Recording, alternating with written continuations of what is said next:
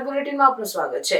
દિલ્હી, મુંબઈ અને ચેન્નઈને જોડતી national highway 48 પર નડિયાદ પાસે 2x100 મીટર લાંબા સ્ટીલના પુલનો પ્રથમ 100 મીટર લાંબો સ્પાન સફળતાપૂર્વક લોન્ચ કરવામાં આવ્યો। આ મેક ઇન ઇન્ડિયા સ્ટીલ બ્રિજમાં બુલેટ ટ્રેન કોરિડોર માટે નેશનલ 48 ને પાર કરવા માટે બે 100 મીટર લાંબા સ્ટીલ સ્પાનનો સમાવેશ થાય છે, જેમાંથી એક સ્પાન સફળતાપૂર્વક લોન્ચ કરવામાં આવ્યો હતો।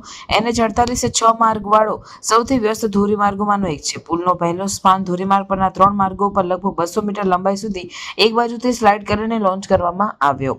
આ લોન્ચિંગ એ રીતે આયોજનબદ્ધ રીતે કરવામાં આવ્યું કે જેથી વ્યસ્ત ધોરીમાર્ગ પર ટ્રાફિક વ્યવસ્થા સરળ રહી શકે અને રસ્તાના ઉપયોગકર્તાઓને ન્યૂનતમ ખલેલ પહોંચે। આ સ્ટીલના પુલનો 100 મીટર લાંબો સ્પાન, જેની ઊંચાઈ લગભગ 14.6 મીટર અને પહોળાઈ 14.3 મીટર છે, આશરે 1414 મેટ્રિક ટન વજન ધરાવે છે। આ સ્ટીલના પુલ સાલાસર, હાપુર, ઉત્તર પ્રદેશમાં આવેલી વર્કશોપમાં બનાવવામાં આવ્યો છે અને તેમને 100 વર્ષની આયુષ્ય સાથે ડિઝાઇન કરવામાં આવ્યો છે। પુલ લગભગ 57,200 ટોર શીયર પ્રકારના ઉચ્ચ ક્ષમતાવાળા બોલ્ટ્સ, C5 પદ્ધતિની પેઇન્ટિંગ અને એલાસ્ટોમેરિક બેરિંગ્સથી બનેલો છે।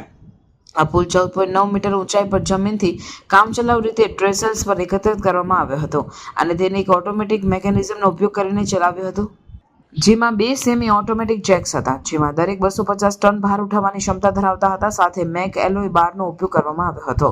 આ સમગ્ર કોરિડોર માટે 28 સ્ટીલના પુલોની યોજના બનાવવામાં આવી છે, જેમાંથી 11 સ્ટીલના પુલ મહારાષ્ટ્રમાં અને 17 સ્ટીલના પુલ ગુજરાતમાં છે। ગુજરાતમાં રેલવે, DFCC ટ્રેક, ધોરીમાર્ગ અને ભિલોસા ઉદ્યોગ પર 7 સ્ટીલના પુલ સફળતાપૂર્વક લોન્ચ કરવામાં આવ્યા છે।